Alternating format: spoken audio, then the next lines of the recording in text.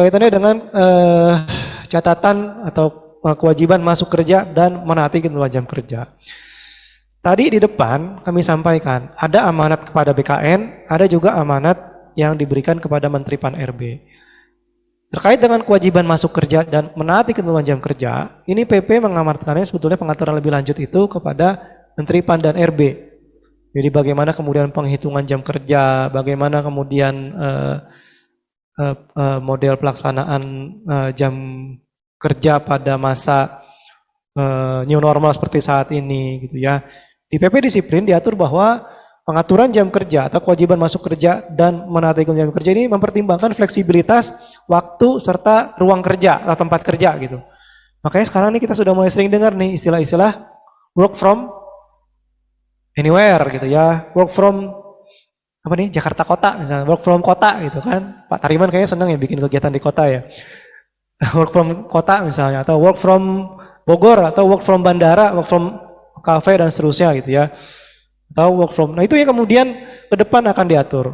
Dan sebagai informasi memang sedang berprogres. Jadi kami sudah berkomunikasi dengan Bapak Ibu yang ada di Kementerian Pan-RB.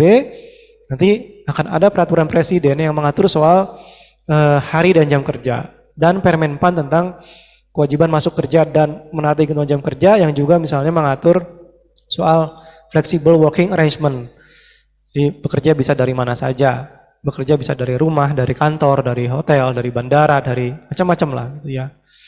Tuh. Tapi kemudian di dalam PP ada beberapa hal penting yang saya pikir kita harus sama-sama pahami bahwa sekarang ini penghitungan terhadap pelanggaran tidak masuk kerja dan menaati ketentuan jam kerja ini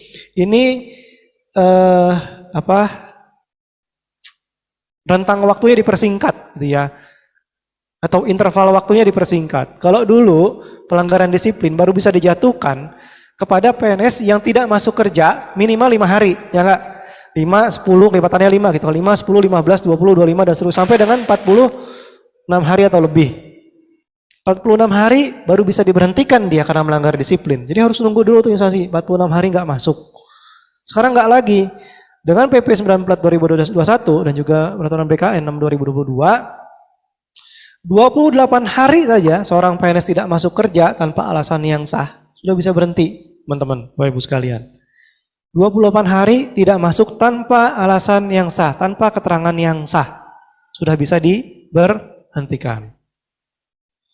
Dan sekarang ada ketentuan yang ada penegasan lagi dalam PP 94 ada ketentuan kalau tidak masuk kerjanya 10 hari secara terus-menerus, ya, secara terus-menerus 10 hari, secara terus-menerus berurutan gitu, itu juga sudah bisa diberhentikan.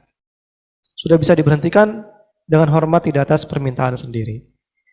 Jadi sekali lagi hati-hati Bapak Ibu sekalian kaitannya dengan kewajiban masuk kerja dan menaati jam kerja ini, karena selama ini yang kami pahami, yang kami tahu, yang kami sering dapat informasinya, pelanggaran jenis pelanggaran terhadap kewajiban ini menjadi jenis pelanggaran yang paling populer dilakukan oleh para PNS, yang paling banyak dilakukan oleh para PNS. Jadi trennya pelanggaran terhadap jam kerja atau hari kerja ini adalah pelanggaran yang paling banyak dilakukan oleh PNS yang ada di Republik ini.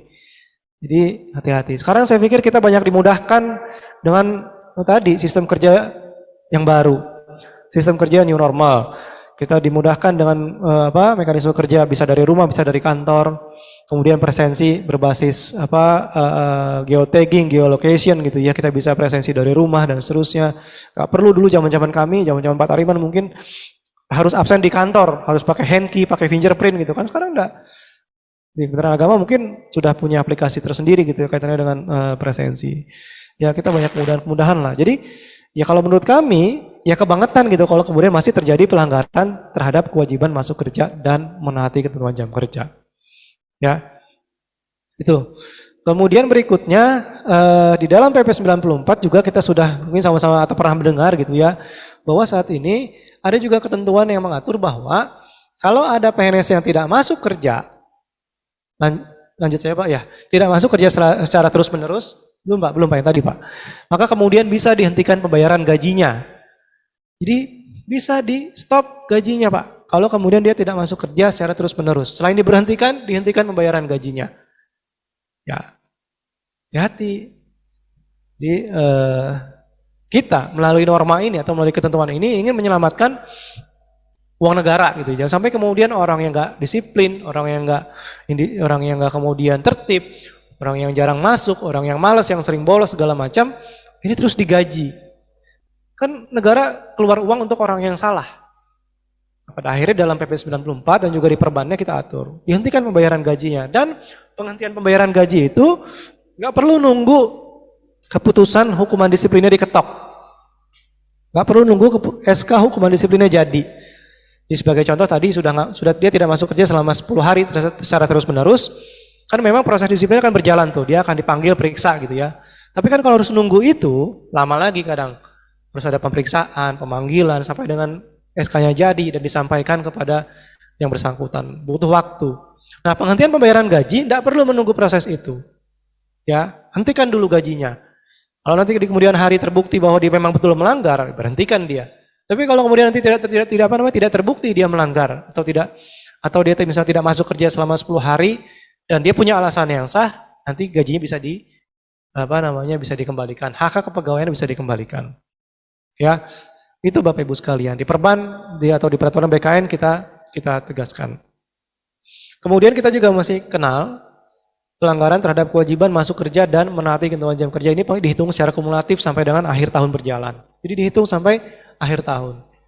Ya, yang gampang tadi misalnya bulan Januari 2 hari, bulan Februari 3 hari, bulan Maret 4 hari dan seterusnya sampai dengan bulan Desember gitu ya.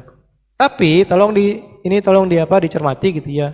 Jangan sampai kemudian proses pemeriksaan, pemanggilan, penjatuhan hukuman disiplin itu nunggu sampai dengan 28 hari. Enggak perlu, jangan nunggu, saya tunggu dulu nih sampai 28 hari baru diproses disiplinnya, enggak.